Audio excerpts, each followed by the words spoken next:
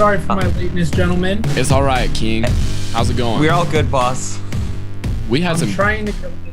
I'm out of my freaking. Hold up.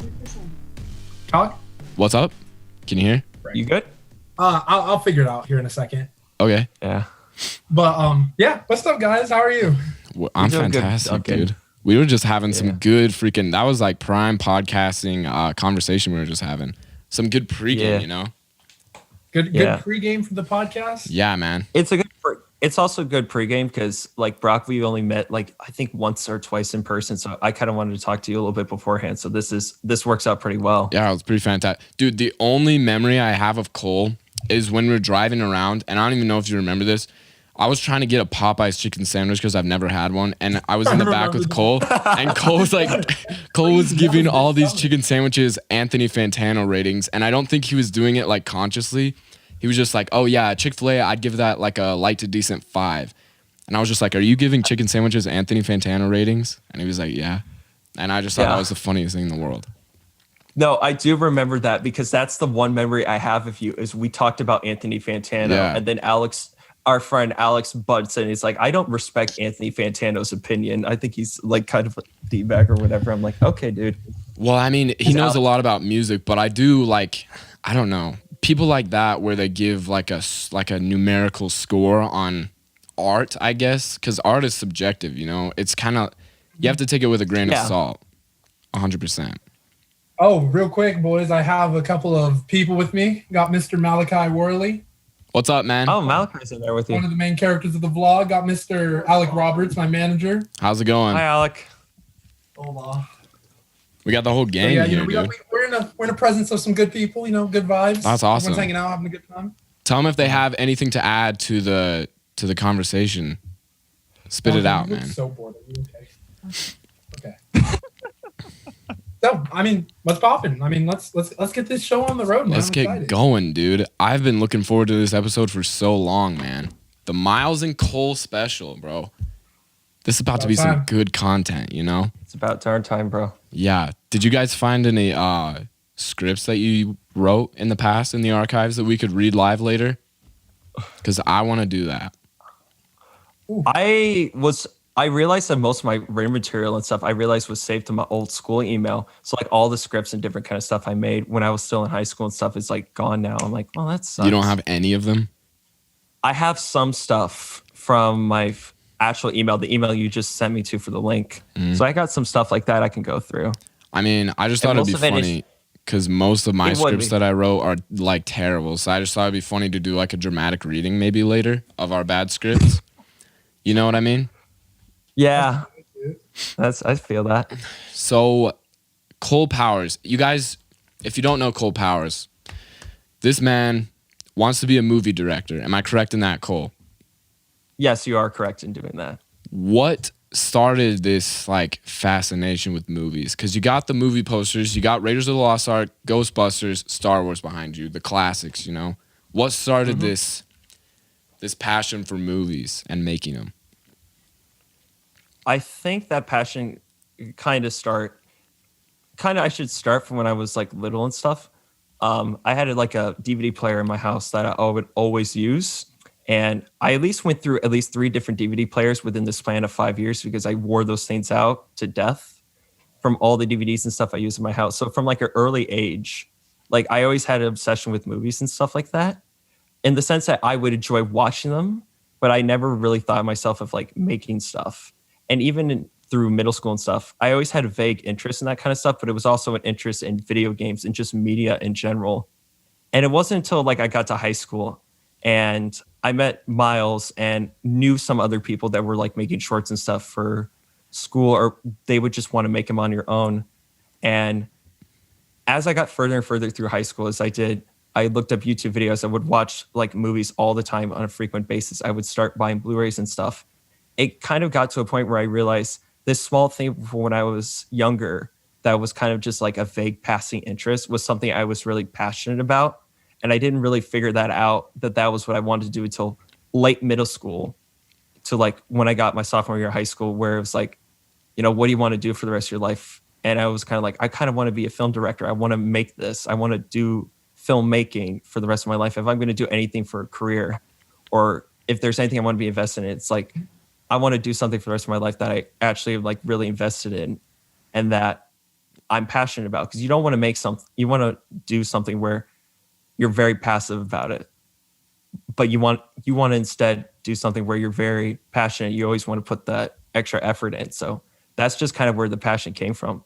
There's no explanation or kind of anything where it specifically came from. It's just something that kind of evolved and grew as I grew older. Yeah, I got you. That's something that is I heard somebody make a point one time where it was like, if you're going to do something like filmmaking or podcasting or vlogging, it's like something creative like that, that's very, like, there's no school for this. Me and Miles talked about this on the last podcast. There's no school. A lot of jobs, you go to school, get a degree, and then you can show a bunch of people that degree, and they'll be like, all right, here's a job. For most jobs, you know what I'm saying? But with this, It's like, there's no, like, I can't just show Spotify, hey, I'm certified, and I'll have like a steady job. This is like, you're doing this on your own. You have to figure out how to make it work. So one of the points I heard was that you have to be passionate about it, because you have to be willing to spend so much time doing that thing and getting better at it. So you have to have like this crazy amount of passion. That's why most people just like won't survive in that world. You know what I mean? Yeah, I know what you mean when you say that. It's the thing where you have to spend time, you have to be really passionate about it, you have to make sacrifices for it. And that's kind of the thing I'm working on currently and stuff like that, is trying to dedicate more time to it and spend more time doing all my different various media stuff. Doing film school for me at ASU helps. Oh, for anyone listening, I film student at ASU, currently a freshman. There's video projects, there's stuff you have to develop for it.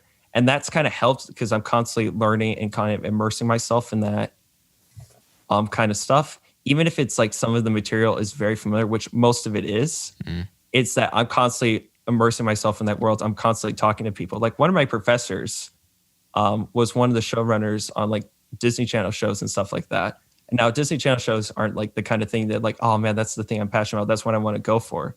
But sometimes I would log into my class. I would have my Zoom thing open 15 minutes early. And I would just talk to him about the creative process. Like, how do you approach certain episodes, or what some experiences you've had working with like Disney and stuff like that. And you hear him talk about his creative process, and you hear him talk about how he navigate the business and stuff like that, and how he approaches writing. And it's so interesting and just so inspiring to kind of hear that from somebody and familiar within the industry. Yeah, it's me and Miles were talking about this too, is that like film school and that kind of thing, it's not like any other job where they'll give you a piece of paper and then you can just go make money making movies. Like, you still have to do some extra work and make a name for yourself.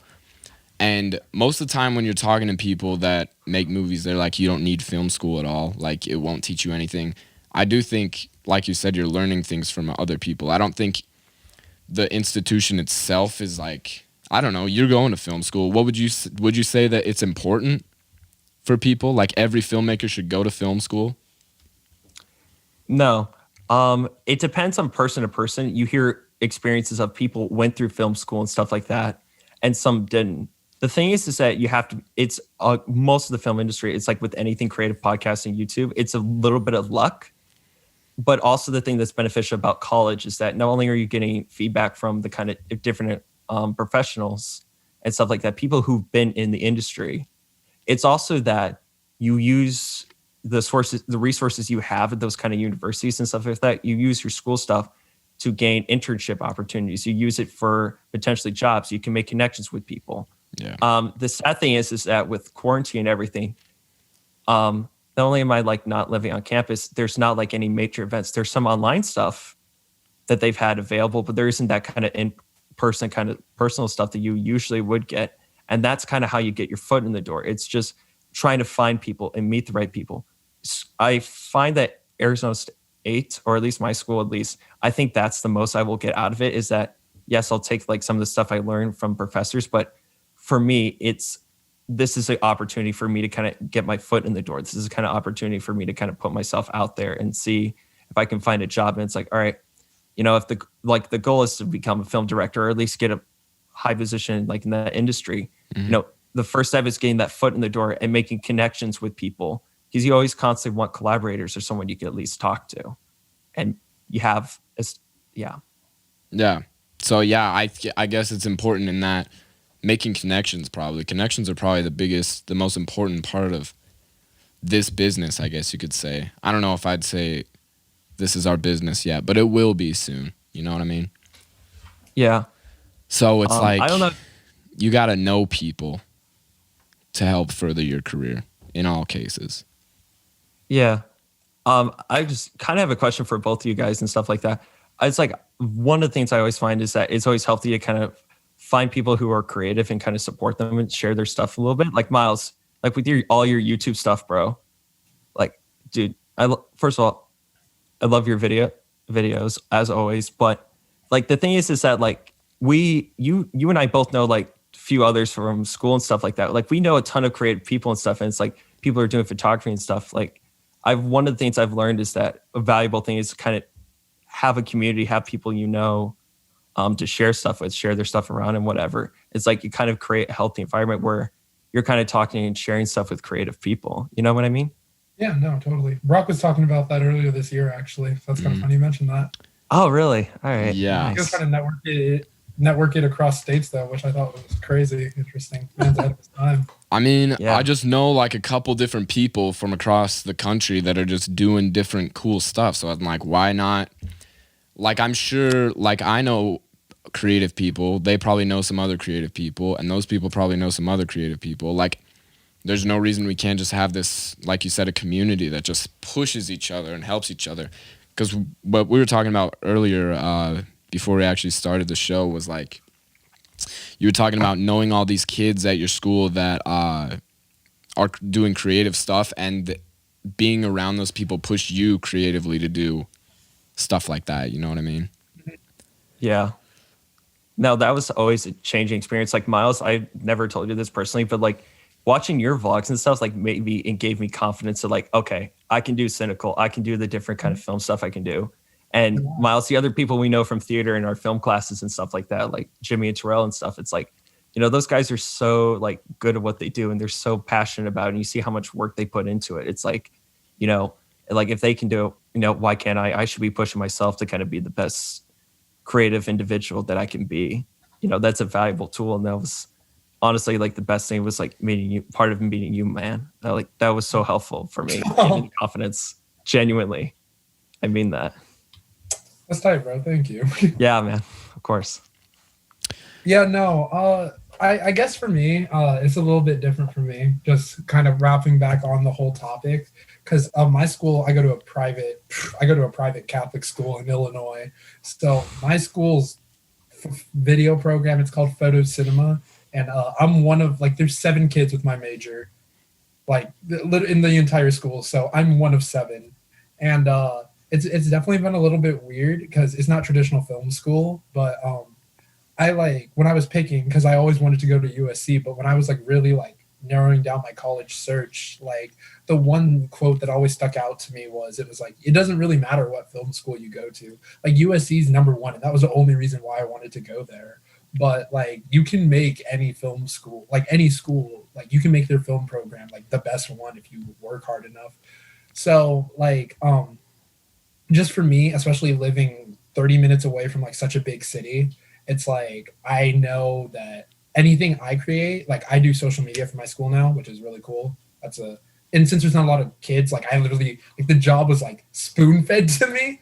Like I asked, I was like, can I do social media? And they're like, yeah, all right. So that was kind of nice. But like just living that close to Chicago, it's like I know as long as I continue to improve my skills, that like avenues will just open up for me. And like, although like, Cole, that's so sick that you have like a professor who's like worked with Disney and stuff, like that's so tight. And just like people you can like pick their brains with for hours. It's made me be like a lot more resilient. So like I watch people on YouTube, like I watch different videos on stuff, or I'll watch different movies and I'll analyze what I liked about it, what I didn't like about it, just so I can build my own unique style and see like what works versus what doesn't work or what I like. So I definitely think it's just kind of film is definitely one of those things where it's like it's an art, so everyone interprets it differently, and that's kind of the beautiful thing about it with art. It's that like it's something different to everyone. So just I know just from watching Cole's videos, like Cole, I mean, not just apart from the vlogs and stuff, but if you gave Cole and I the same amount of footage and like told us to edit it, like it'd be edited two completely different styles. Like Cole's kind of like he's very well, like Cole obviously he makes videos where you have to like talk, sit down with the camera, like make sure it's sequential. Where me, I'm kind of more spontaneous. I like jump cuts. I jump cut everything. Like my vlog clips are like 12 seconds cut, 12 seconds cut. So that's what I've always thought was so cool about it. It's just that like everyone has such a unique style. And even though we're like studying essentially the same thing with like the same end goal, but it's like, it's so different between the two of us. And I think that's so tight. Yeah.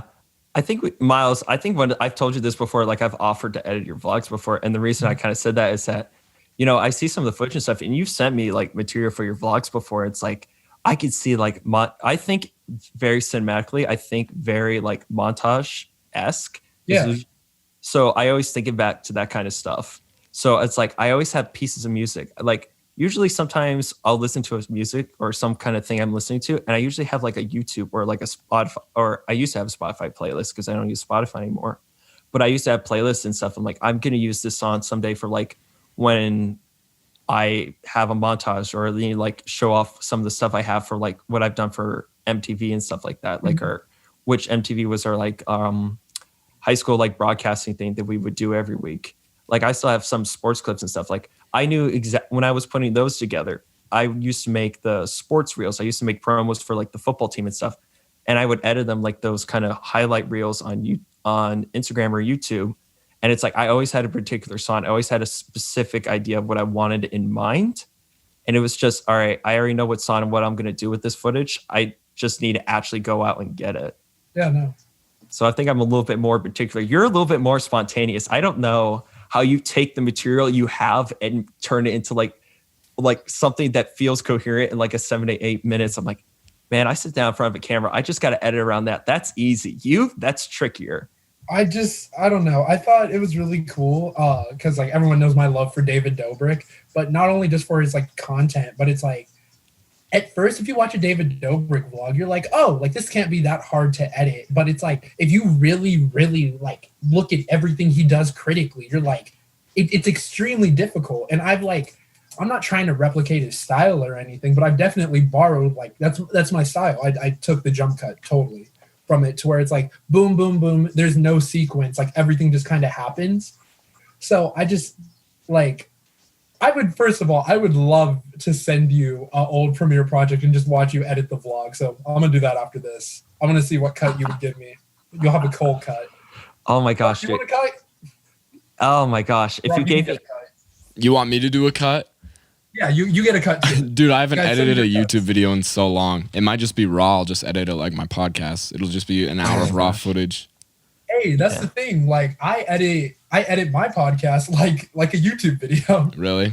Yeah. Like I put like if you listen to the Mobcast, which is a high recommend, but there's like we'll just like go on a tangent about something, but you won't notice, or like you will, because it's a really abrupt cut. I'll be like, okay, jump cut, like right here. I edit it just like a vlog. Huh. So yeah. I definitely think that's my style. And in terms of music, Cole, I'm actually kind of a bit more like you than you think, because the way it works with me, I don't have like a specific playlist of songs where I'm like, this is montage music, but I'll see the clips, and then like in my like head, I'm just like, oh, this song would go well. Like my first vlog at Dominican, like there was a sequence when we were in the city, and like in my mind, I was just like, you know what would go good here? Internet by Post Malone. And listened to it in like 3 months and just off the dome. Like it just happens. So I don't know. See, I'm a little bit different. Usually it takes me a little bit because I'll watch like a YouTube video or like a movie or something, or I'll be listening to music by myself. I'm like, you know, I'm going to save this. Like it takes me a while. I can't pull it out on the top of my head spontaneously. It comes from, okay, I'm going to let this sit with me a little bit. I need to kind of figure out what would be a good tone for this. And it's like, okay, you know, All the Lights by Kanye West would be good for this. Or there's a song that's used in a movie called Swiss Army Man, which is excellent montage music. And I constantly always find it now in like commercials and stuff. And I find it really funny because no one knows about that movie. And yet I see in like 1,500 commercials and montages on YouTube. So I'm like, I'm going to use that for one of these days. And I used it for a portfolio thing for a college that I didn't get admitted to. I tried though. So yeah, that's right.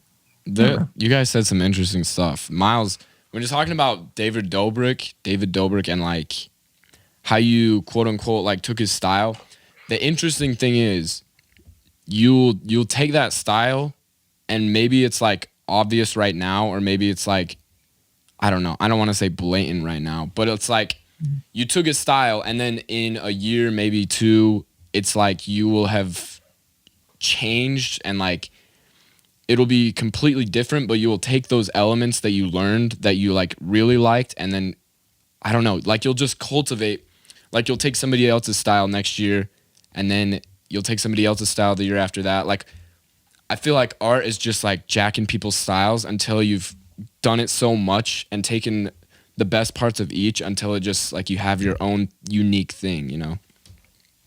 Totally. I think that became really apparent for me. If you watch my when I started Diary of a Teen Pop Sensation junior year, I started it based off of this other dude's vlog named Justin Escalona, but he kind of was like what got me into like filming like cinematically, like vlogging. So like I would do like montages in the middle of my videos. So I'd like do the black bars music, slow down the camera. And it's like, I did that for a little bit and I was really into that. But then I started like, after a while, I was like, okay, don't really want to do this anymore. And I started watching David Dobrik. And then, so you kind of move in a little bit later and you're like, the vlogs became a lot faster, a lot more choppy. And then I kind of like realized, I was like, I really like that older, like cinematic style, but I really like the choppy. So now I'm kind of like trying to intermingle both and make it my own unique thing. Mm-hmm. So I think that's really interesting, just like about life in general, because it's like you're a combination of everything you've ever thought was cool. Like, yeah, Broc. Exactly. So like you probably like saw someone like wearing that hat one, and you're like, bro, that hat's sick or whatever. Yeah. Like, one of those. Yeah, man. Oh, you're cross branding Nike pull-up. I know. Adidas hat. I'm sorry, everybody. I didn't mean to. For shame. My bad. Like for me, I remember this. Like there was this kid in my theater class who would always cuff his jeans, and I saw that one day, and I was like, I'm gonna cuff my jeans, and I've been cuffing my jeans ever since. Nick Cusimano. Miles, I'm the exact opposite. Where if I saw some random kid from our high school doing that same thing, it was like, I'm not gonna do that now. I'm gonna stick to my own thing. I'm the exact opposite reaction as you. That's so weird because I don't know. Like, it's like obviously I'm not like trying to straight up copy people, but it was just like if I saw something that looked sick, I was like, yo, that's sick. Like, I'm going to do that. Yeah. So, I don't know. I always thought that was kind of interesting, not only in, like, film, but just in life, that it's just, like, anything that you think is cool, you got from something else, whether it's from, like, a movie or, like, from, like, I don't know, just seeing someone on the street where you're like, oh, his hair looks really cool like that. Like, I want to do my hair like that. But, yeah. I think I'm, the kind of, the bringing back when we were talking about earlier, it's like you kind of take bits and pieces from everything. I don't think you're ever, Miles, you kind of have a different approach to this. I don't think about it consciously. I'm very unaware of the fact until I look back at my footage. I'm like, oh, I'm doing the montages and quick edits and doing editing to music like the movie Baby Driver. Or I'll do like long takes, or I'm thinking of something very cinematic. And I'm like, I'm just borrowing from like Parasite or Blade Runner or movies that I love. And I don't even think about that I'm doing it. It's just kind of more of a subconsciously, like, the best teacher for anything media related is just you watching other media and just taking in. And even if you don't realize it, you're taking bits and pieces from it and you're applying to your own work. Like, I'm not saying I'm going out of my way to rip this off, or I'm going to take a little bit of this from a certain movie or YouTube video that I saw, even though I've definitely done that before for like Duncan video or something. I fully admit that as well. But you always take bits and pieces from whatever creatively you're making, and you try to reapply it and try to make your own thing. There are YouTubers that I watch currently that kind of influence CineCole and kind of the stuff I talk about. And who are some of your inspirations? Yeah, Red Letter Media, which is like two guys in Wisconsin just randomly talk in like abandoned warehouse apartment, and they just watch trash movies on VHS.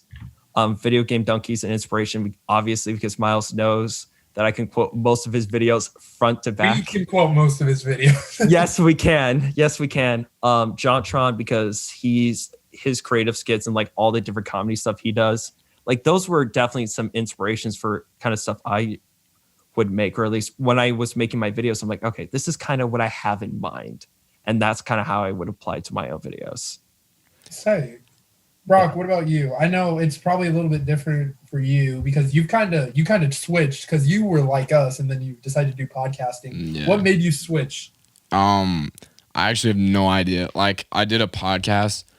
I think I'm just like not really I'm not really entertaining. Like, I realized that. Like, I watched my videos and I was like, they're fine, but it's like I don't really have that, I don't know what you'd call it, that certain energy that videos take. And it's like I'm just good at more long form stuff and trying to have a conversation and get like ideas out there. I feel like that's more where my talents are at rather than like, hey, what's up, guys? And like trying to be like super entertaining. Like, it's just not really me. like I try and be funny, but it's like, it's just, I just have a very dry sense of humor. So I just try and incorporate that in podcasts. But it was like, let's do more long form stuff.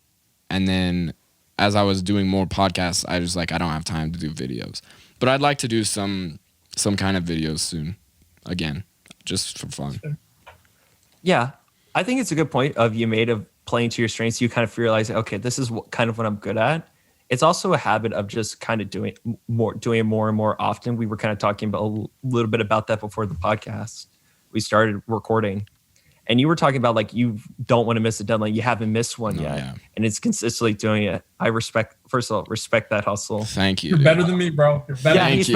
better. Miles, I'm worse than you. You know this for a You are fact. worse than me. I am way worse than you when it comes to uploading because I overthink every little thing I record. I'll record something or I'll write something, never put it out. You're saying over to Alec like you got to put it out there, man. Yeah, you Hey, literally you can't even think about it. content? Watch No. Zach. Look up Miles Duncan first vlog of 2018. You want to see my metamorphosis? Pull that up. Pull that up, Alec. Jamie. Watch that. Jamie, pull that shit up. Just, bro. You know what I was gonna say at one point during this podcast, which on a separate tangent, Broc, that was a major inspiration for you. Was there anyone else that you watch, or was it mostly Joe Rogan? Because I do watch his podcast, kind of like you. No, yeah. Rogan's definitely closer to like my kind of show. Yo, mute them. Yo, My biggest inspiration. I've just been listening to like ever since I was a kid, I would like listen to talk radio with my dad. Like, he used to listen to talk radio in the morning. Yo, Miles, mute your mic, dude. Can we mute him from here? I think you can. You're the host. I'm the dang host. We're muting Miles just for the time being. Let's just give it a pause for a moment. All right. Give it a pause. So Let's yeah, put it on hold for a moment. I like listen to like my dad used to listen to talk radio. He's back. Are you kidding me? He's back. Is he? Tell him to behave. If he Okay. wants to come back, he has to behave. Miles? Hey, okay, I'm good. Sorry, I had to beat up Okay, Alec real quick. it's all good. I just listened to talk radio, so like my dad would listen to like conservative radio in the mornings, and I would like listen to it on the way to school. And then I've just been listening to podcasts like my whole life. But I would say my biggest inspirations right now are like, I listen to a lot of this comedian named Tim Dillon, who has a podcast that is probably my favorite podcast of all time. And he just does it by himself, and he just yells at the camera, which I'm going to start doing more of that, because I just think that like that's just funny to me. Like, that's my kind of humor, is just he just yells at the camera for like an hour. And then I also watch a lot of Tiny Meat Gang. You know, you ever seen that? Cody Co and Noel. It's all I good. have not seen that. I'm familiar with Tim Dillon. I'm not familiar with that one. Yeah. Tiny Meat Gang. I miss Jake so much. RIP. Yes. Yeah, so it's like those two, and then obviously Joe Rogan is just like the master, you know? So those are probably my three biggest podcast inspirations. I didn't hear the Bucket Boys Mobcast listed. Oh, on I meant the there. Bucket Boys Modcast. Guys, Bucket Boys Modcast is my number one inspiration, obviously. Do not listen to it unless you want to lose some brain cells. You can go listen you know- to it. I mean, you can. You don't have to, but you can. It's a free something. country. Yeah. If you It's a want free like country. just chaotic energy, drop a tablet of acid and go listen to that 40 minutes podcast. in your ear over Call of Duty gameplay. Yeah. Whoa, what's going on? All right. Yeah. So yeah, there was me plugging my podcast. It's nowhere near as good as this, Broc. You're a master, dude. Thank you so much. I actually appreciate that a lot. Yeah. I'm gonna quickly plug. Go follow CineCole. Go subscribe to CineCole on YouTube. Cole, do you want to like quickly just like talk about your YouTube channel? Plug it and talk about what you do and why and everything. You know, this is your opportunity. Oh yeah, I can. Okay, this is my chance. All right, Yeah. you're gonna put this bit in. Let's go. Yeah. So CineCole. I don't have the URL officially. It's go into YouTube search CINE, C again, OLE. Who gave you the name? Miles. I'll give Miles 100% credit for the name. I can never come up with something like that. Most clever name. So it's the greatest name of all time. But mainly it's kind of the channel is just mostly consisting of vlog videos and kind of sometimes it's a reaction video to me learning some kind of piece of news for some kind of upcoming movie or something I'm talking about. But it's mostly just me talking to a camera, talking about movies passionately. And that's mostly the content as of right now. So if you're kind of into that kind of stuff, please go ahead and feel free to check it out. And also check out Miles' stuff, even though he definitely does not need the plug when compared to my subs. I mean, compared to both of us, dude, Miles is blowing us out of the water, bro. Miles, what are you at right now? You passed 400, I right? haven't recorded a clip in so long. Miles, on, what's dude. the secret? Yeah, Hey, bro. man. Hey, man, I just people like seeing themselves on camera, and they'll sub to you if they see themselves in the vlog. It's a trick. Well, dang. So it's definitely a little bit easier for me. I won't lie, but I've maintained a following somehow. So hey, It's pretty impressive, man. Because I think it's the persona you have. You say, when I think of you with the sunflower cap and pink shirt and just Sierra wrapped around, like you have it over your shoulder. I just think of you in that regard. Like that's all I picture you as. Sunflowers with the camera. That's all I ever wanted, Cole. That's Exactly. That's like how I picture you. So I think you always carry around that persona with me. Where it was really funny. I was working out this morning, and I was working out with my friend, and she kind of brought up to me, "It's like you're still doing that YouTube thing." I'm like, I need to make that persona like more clear because you carry that, like you wear it on your shoulder, like you're not hiding it, or you're not like. It's like that's the main thing you advertise for. Like I need to get to that kind of energy. I need to do that kind of marketing. You're better at this. Miles wears his camera like a dang badge, dude. He does. It's just like, hey, everybody, I am a YouTuber. If you didn't It's notice. a really good. I realized at college it's a really good like conversation starter because people would see me walk around. They're like, "Bro, what the frick?" And I was like, "Yeah, what's up? What's up? My name's Miles. I make vlogs. I mean, what's happening?" Should I just walk around with this microphone, like just carrying around this entire boom stand thing? Bro, I might have to make you a shirt that says "I have a podcast." Come talk. I should do that. That'll be So sweet. we should all get t-shirts that just say I have a YouTube channel, please sub. With we all our just little need a URL at the bottom. Yes, absolutely we need to. Okay, I would like to first start off with saying, Cole, for the culture, please, the culture. That's what. Oh, Now you remember the pun that you were making. I couldn't remember what I said. That was really clever. It was culture. Yeah. Okay, that's sticking.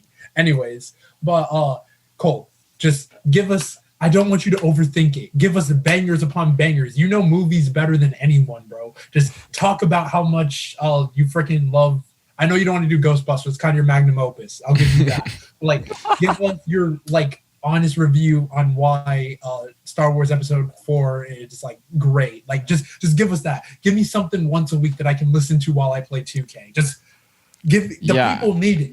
That's the goal, at least of right now. I'm not going to do one this week, or I decided not to do one this week because I'm doing the podcast right now.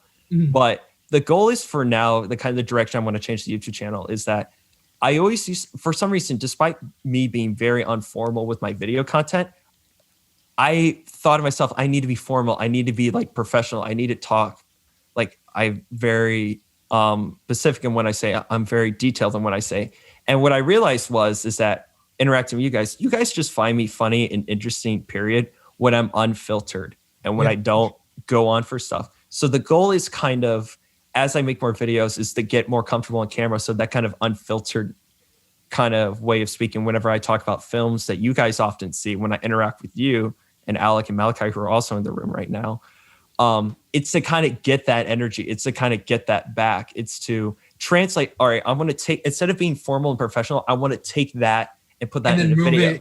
Yes. Oh, I need you like I need you when you're talking about movies and you're screaming at us on how good your movie is, and you're like, no, they did this. This is how I always have to do this. I have to do this hand motion. Hey, is this Cole? This is Cole. Alec. Alec is gonna nod and agree. I already know the answer to the question. Cole, you need to My Ghostbusters from all time. invest in. No. Would you rather do like weekly videos like you're doing right now, or like long form like podcast sort of thing? Or are you fine with It just like the depends. video sort of? I like the video format a little bit better because I feel the need that while I want to be more on, not necessarily as formal, I still want to edit. I still want to kind of make it, produce it. I still want to make it like a show, if that makes sense. I want to, like, kind of like how Miles, he's going to put together his vlogs. It's a bunch of random like stuff that he has from Hangouts and stuff like that. But he creates it and he turns it into something coherent. Where when I made the Full Metal Jacket video, I was very unfiltered and I was just kind of going off the cut. I had no notes. I had nothing I was talking about. And what you see in that video is like this long train of thought that I go on weird side tangents throughout the video. I'm like, no, I got to take this out. I got to take this out. I got to take this out. And I need to structure this where there's a coherent kind of point that I'm making or like some critique I'm making. And that's the goal when I think going forward to how I want to approach my YouTube channel.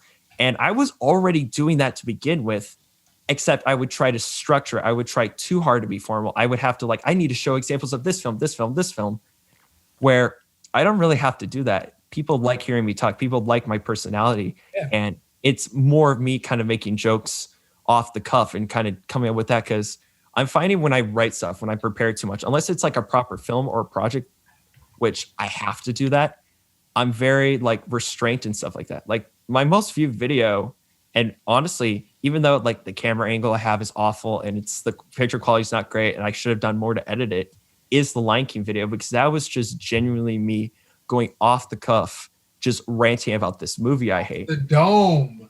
Yeah, it's off the dome. And now it's like that's the kind of video I want to make. And it's actually kind of bizarre given the name of the channel because I'm finding more and more I like talking about movies that I like and I like explaining that more.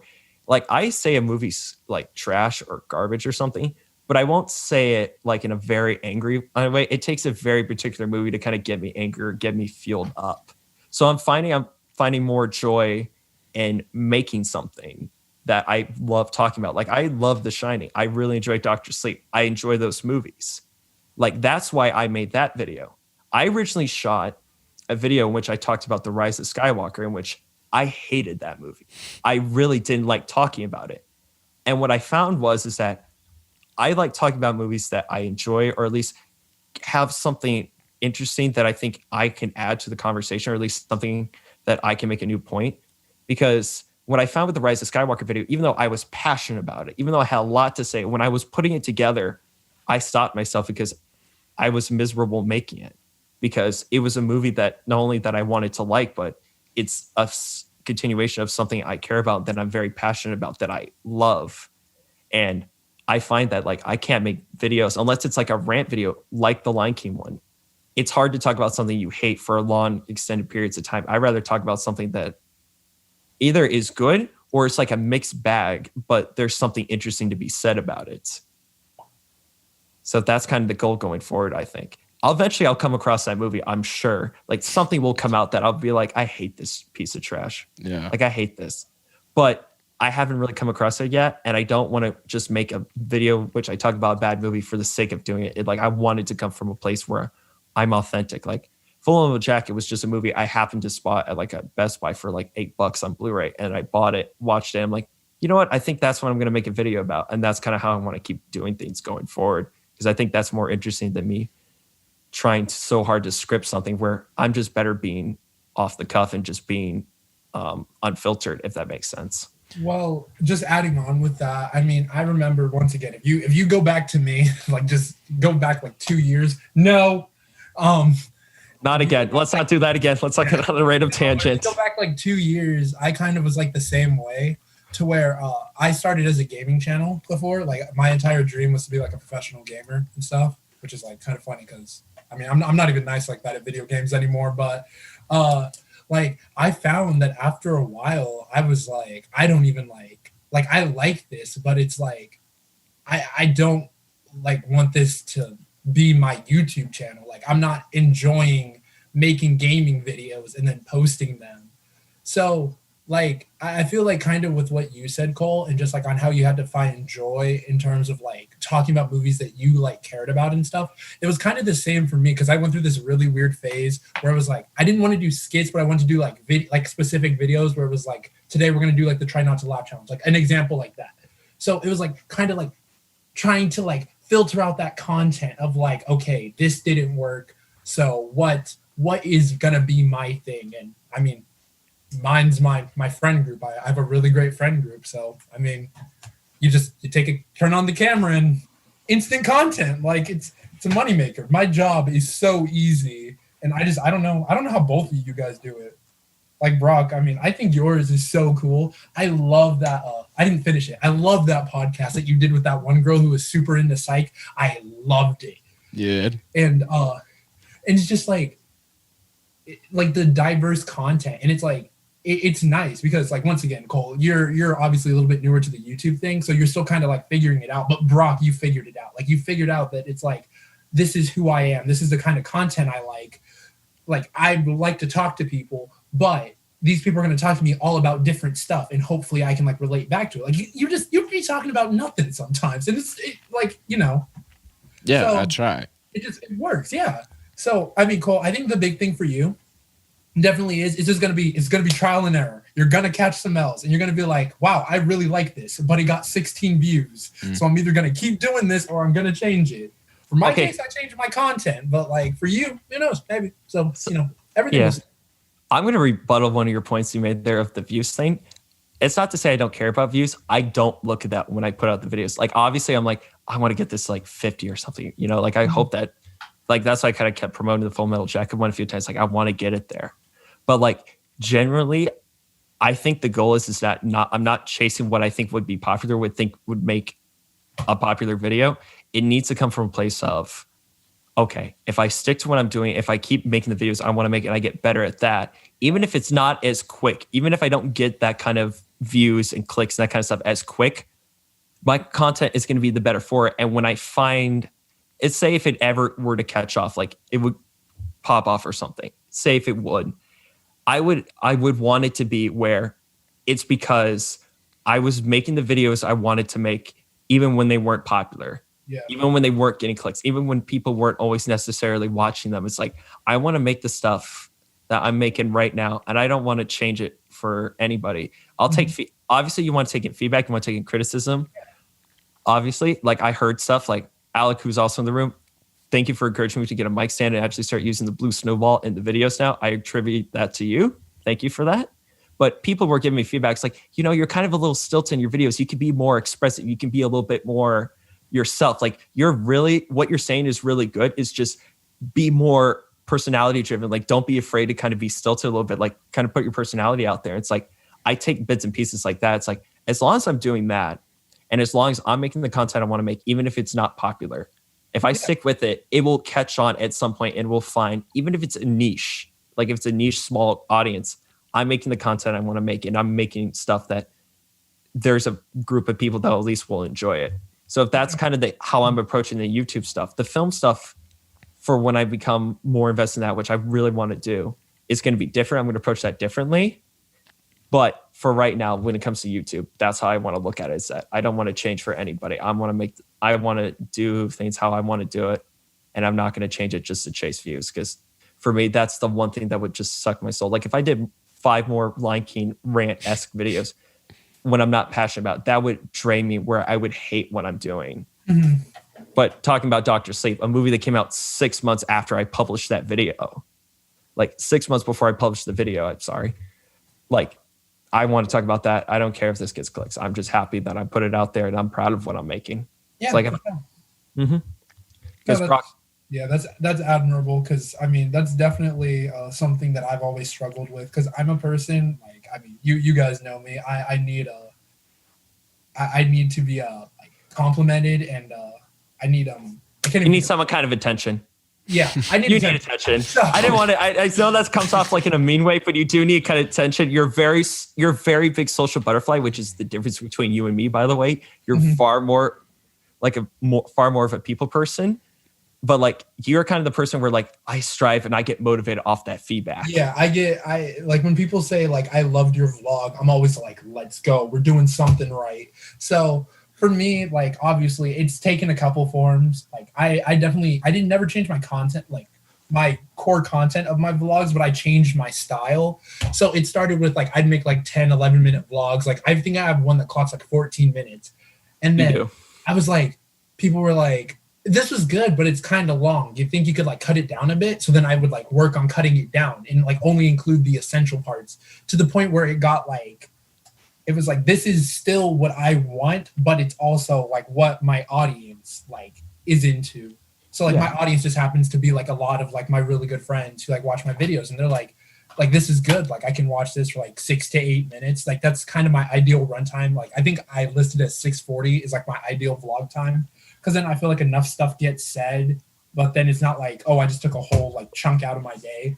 Yeah. So, I don't know, just kind of like what you said, to where I definitely I do need the attention, definitely. Yeah. No, but like it hasn't shifted me from just straight up abandoning my roots, hypothetically, with all the vlog stuff. All right. Do you always go into it with that idea in mind, like I want to make this 6 to 8 minutes, or does it kind of work on accident? Because how I work is I'll talk about something. I'm like, I'm going to edit this down to the bare most essential parts. And if that's 10, 15, 8 minutes, like, okay, fine. You know, that's the video.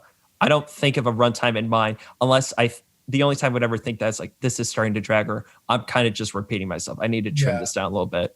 For me, I mean, my newest DU vlog, I think it cracked 10 minutes, which is like, if I, like, once again, at the end of the day, I edit my own videos. So it's like, I have executive order over like what's produced and stuff. So I'm like, if this video has 10 minutes of good footage, and I think it has 10 minutes of good footage, I will make it 10 minutes. But if I'm like, oh yeah, I could totally cut this, or this doesn't really matter, I try to not hit 10 minutes. Like 8 is usually my maximum, but if it's like so much stuff happened and I really like it, I'll exceed my runtime. I don't care. Once again, it's all for fun. Like I do this because I like it. I'm not going to stress myself out over not freaking getting 6 minutes of runtime compared to 10. So, you know, Broc, are you kind of like that? I know you kind of have, is it an hour for you, or is it an hour and a half? I forget. It's an hour. Most of the time I try and hit an hour, but it depends on the guest. Like we'll probably get an hour easy out of this. Me and you did like an hour and 30. Like some guests will just take, like we'll just be easy on time, but then others it'll be like 47 minutes, and that's stretching. So it's like, and I want to talk about the views thing, because with me it's like, obviously I have a passion for this, otherwise I wouldn't be doing it. But also I've realized in order to keep doing it, I kind of have to be able to sustain the podcast. So I've been really focusing on the views, because I obviously want to grow my audience. So I'm a big analytics guy. Like I'll just look at every little aspect of what the podcast was. Like I was telling Cole this before. Like I'll look at how I promoted that podcast, who I had on, what I did for an intro, what I did with like the thumbnail, like all that different, like the minute aspects of what went into posting that. And then I'll look at how that correlated with the views and the watch time and all that, the likes, the comments, the like reactivity and stuff. And then I'll just try and pick that apart and then apply it to the next podcast. Like, and you guys also said like being on YouTube, you can get so devastated sometimes, like, and so disappointed, like with the 16 views thing. I did a podcast, I don't know if either of you guys watched it, with this professor from Missouri, the University of Missouri, and we talked about artificial intelligence. And it was like, I put so much effort and work into that podcast, took so many notes, like had so many questions, did so much research, had a great conversation with the dude. I thought it was like really phenomenal and like had so much good information. I posted it. It got like 50 views. The podcast I did before that was like me and two friends just messing around. That got like 580 views or something. So it's just like, it's so easy to get disappointed. You know what I mean? Yeah. It's crazy. Oh no, I get posting anxiety. I don't know how many people have ever been with me when I've like posted like where I've been like in the room with them when I've edited my vlog. But what I do is I'm like, okay, so like I schedule all my posts. My posts usually post at like 5:30. So I'm like, all right, countdown. So I'll like it posts. I get the link. I post the link on my Snapchat after I make my little like whatever. Sometimes it's I make a little video for it to promote it. Sometimes it's just a swipe up. But I copy that. And then I copy the link on Instagram. After that, I sign out of YouTube on my computer. I sign out of it on my phone. And then I don't go on Instagram or Snapchat for a couple hours. And I tell nobody tell me how the video is doing. Because I'm like, I'm so scared of the video flopping. And it's so unhealthy. It's so unhealthy. And I really wish I could shake this whole idea that like views determine if it's a good video or not. Because it doesn't. Like, honestly, I think every single video I've produced is good. So, but it's just, I get so nervous. And I don't know if you guys have experienced that. Probably a little bit less for you, Cole. It sounds like you're a little bit more put together than I am. But I don't know. What about you, bro? Oh, yeah, dude. It's like posting a video is like a high for me, like 100%. Like I'll have everything ready and I'll schedule it like you do. And then as soon as it goes up, I'll put all my stuff out, just like you said, all my promotion stuff, and then I'll just get off my phone and I'll like chuck it across the room and just be like, all right, I'm doing something else for like 6 hours. I'm not looking at my phone. And then people be like, the vlog's doing so good today. I'm like, shut up. Or like, I'll be like, how good is good? Yeah, I'm just like, dude. The gauge is like when people text me after I posted it and said I'm listening to the podcast, it's really good. Then I'll look at it because it's like that means it's doing well. But sometimes, like with the professor one, it just tanks and it sucks when you put effort into something like that.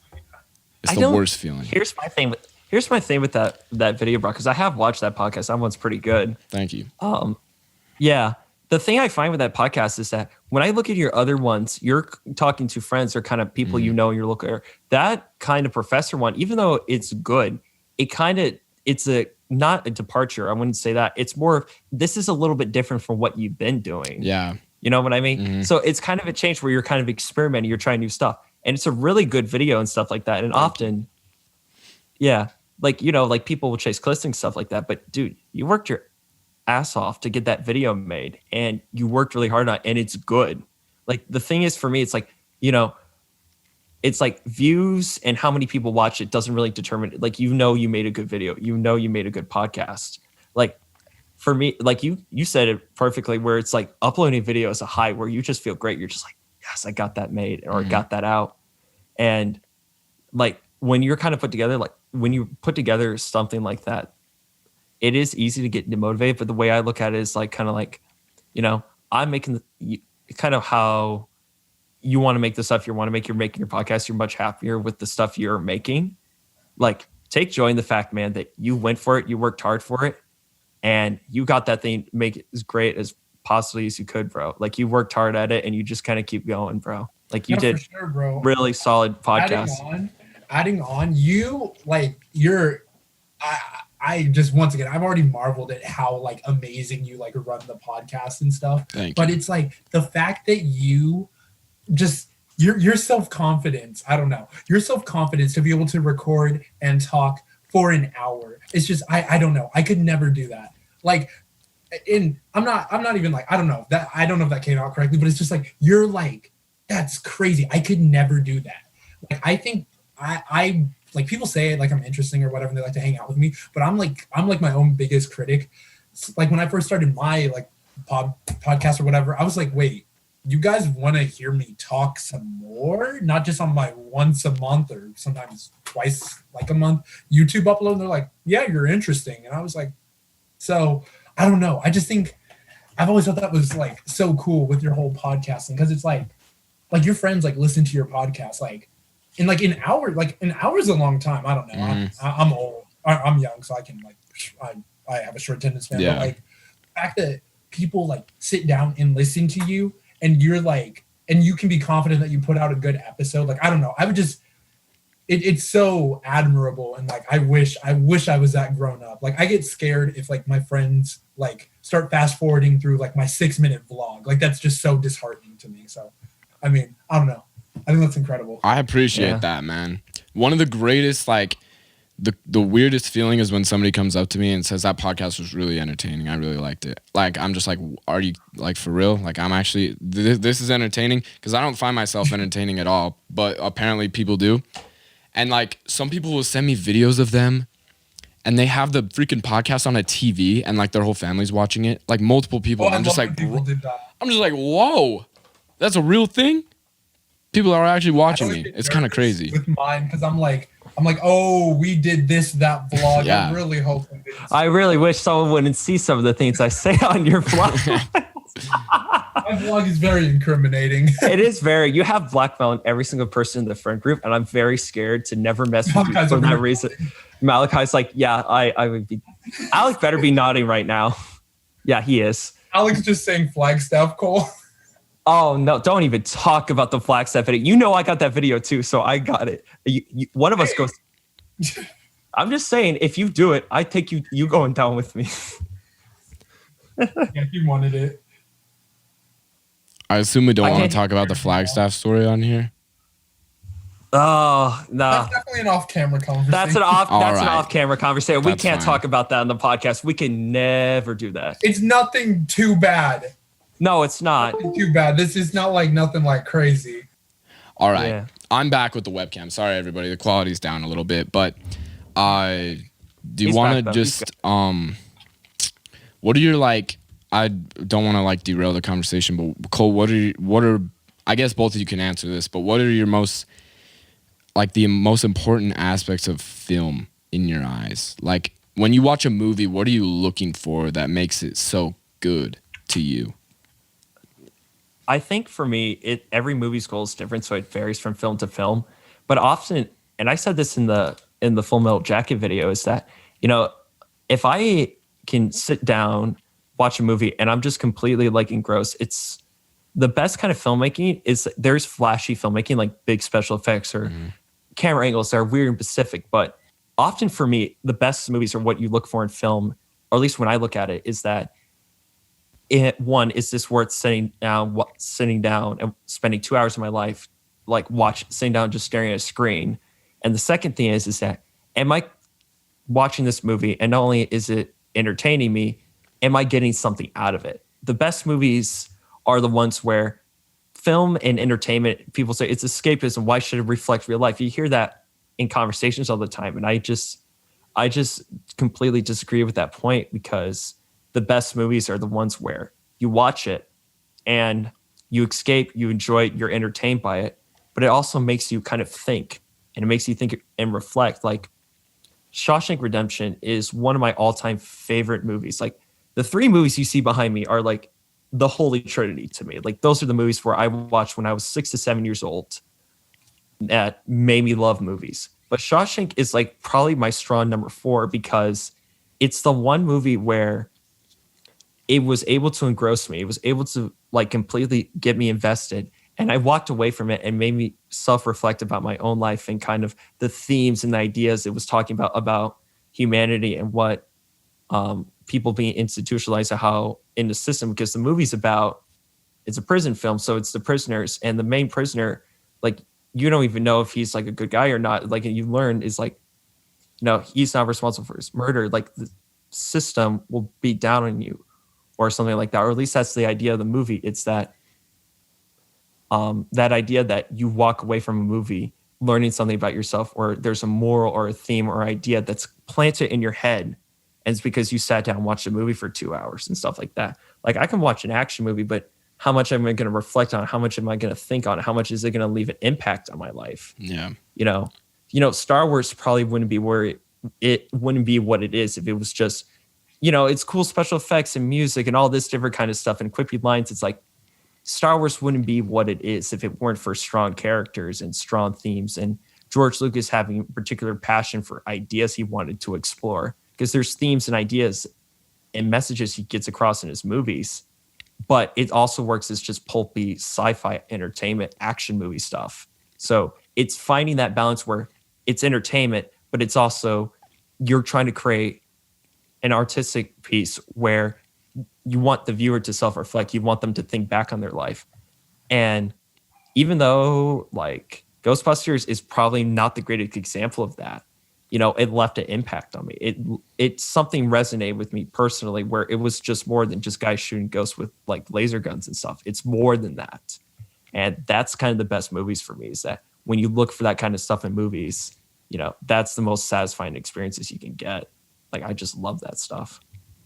Yeah, a lot of people don't, like, most people probably don't see it that way. Most people watch Ghostbusters and it is just like guys shooting lasers. It's cool to see the different people, what resonates with them. That's very interesting. Yeah. For me, it's a little bit different. For me, my favorite genre of film is coming of age, because I think that's the most beautiful film genre. I actually got to do a presentation on why I think it's the most beautiful genre. My favorite coming of age movie ever is Spider-Man Into the Spider-Verse. I think it's an absolute masterpiece. I could talk about that movie probably for the rest of my life and still never get bored of it. But I think what really strikes me about coming of age and like film, it's like I like films that make me feel something. So like action's cool. Like I remember the first time I ever heard of John Wick, Cole like brought it over on Blu-ray and he was like, we're gonna watch this. And then I sat there and I was like, oh my God, this is an entire movie of him just shooting people. And it was awesome. Yeah. Like it was so sick. It was just so entertaining. It is. But like I love those movies where it's like you like sit down and you like watch it, and after you're done, you like sit there and it's like a part of you has changed and you're like, whoa.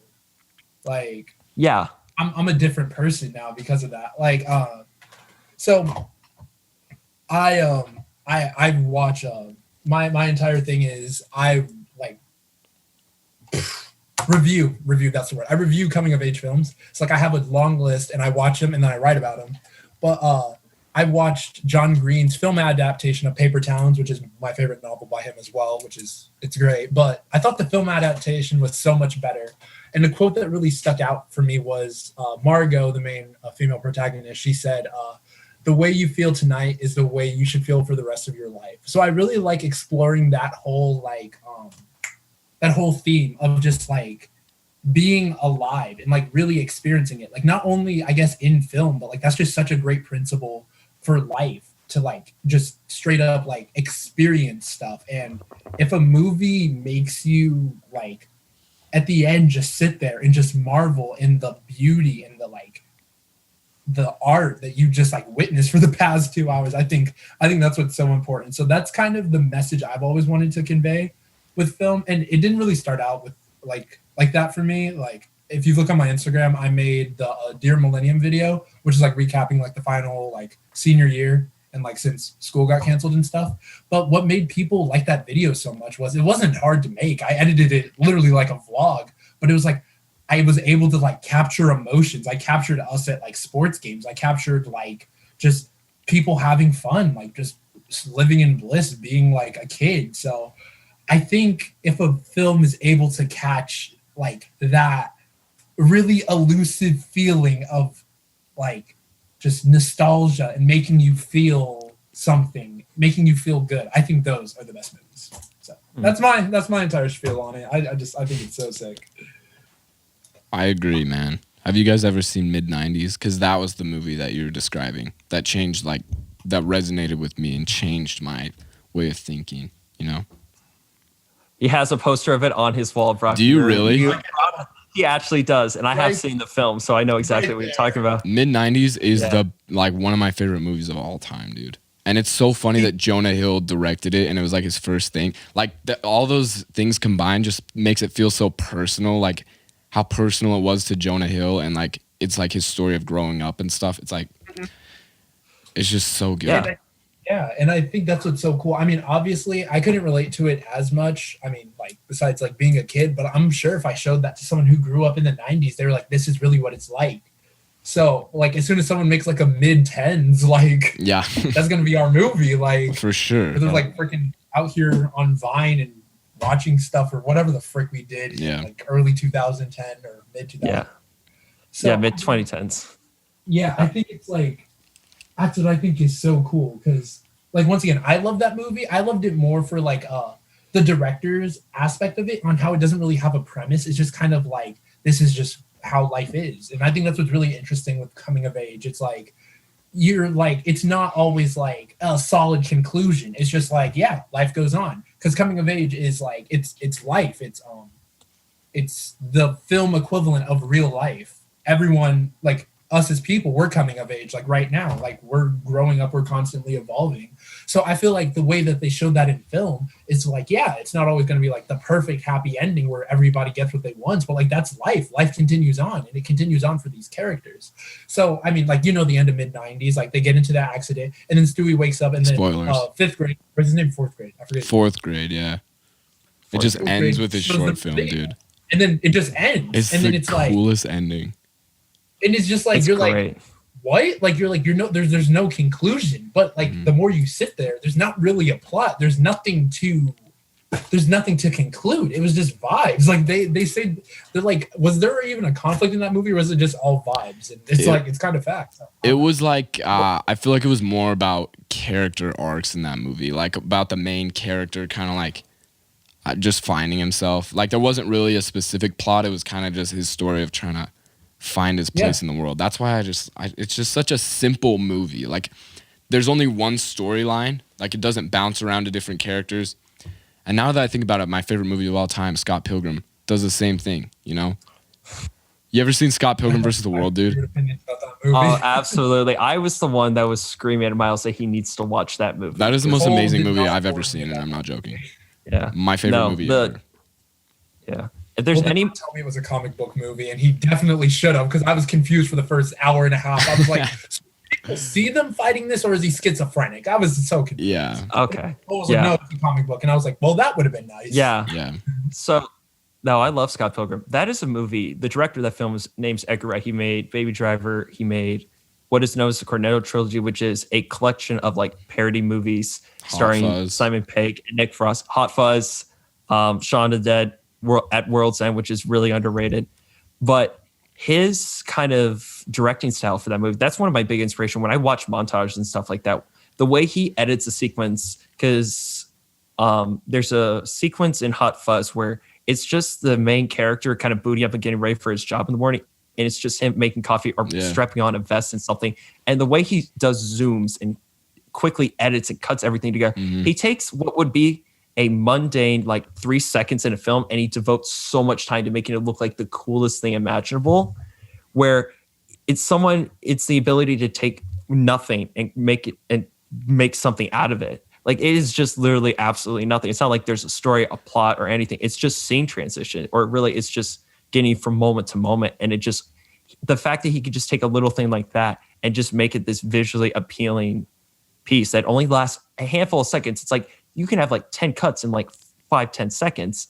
And it's like, what did I just watch? That was the greatest thing I've ever seen. Yeah. Like it's literally just a scene of guys just getting beer at a pub, but it was awesome. Yeah. Edgar Wright, Baby Driver was my favorite movie before Scott Pilgrim, if that tells you my feelings on Edgar Wright. Yeah, I was Baby Driver for Halloween, so that tells you everything you need to know about my feelings for that movie.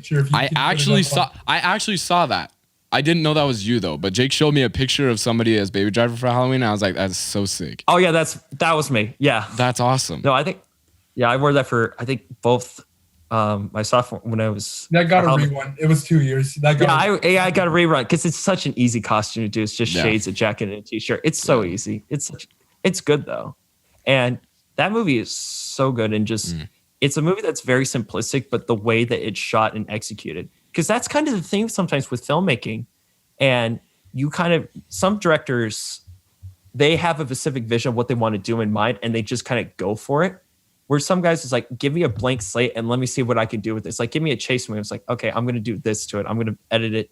I'm going to make the edits and the cuts, like in Baby Driver, set to the beat of the music. And I never think that was the coolest thing ever. It's like, I got to do this for when I'm putting together promos for sports stuff and whenever. Like whenever I did that, I always thought back to the driving sequences. Yeah. Whether intentionally or not, I was replicating it. I was like halfway through editing. I'm like, I'm doing the Baby Driver thing of just editing to the beat. Yeah. And I'm okay with that. Yeah. I mean, it's just all good stuff. Yeah, man. All right. We've done well over an hour here. I hate to cut the conversation short because we could probably go on and on talking about movies. And we'll probably do a podcast again where we just talk about movies like this. But for right now, will you guys plug your stuff, your social medias? Yeah. I'll go first. Twitter at Cole Powers, or Cole_Powers. That's Powers with a Z. And then my Instagram is at letter C, the power 1. And my YouTube channel, just to kind of go back to that again, just go into the URL, like the little search tab they have on YouTube, and just type capital C, lowercase INE, capital C again, and then lowercase OLE. Trying to get enough subs so I can actually say that it's like I can actually plug youtube.com/CineCole. I want to get to a place where we can do that. Yeah. But yeah, if you want to follow me at anything on that, that'd be great.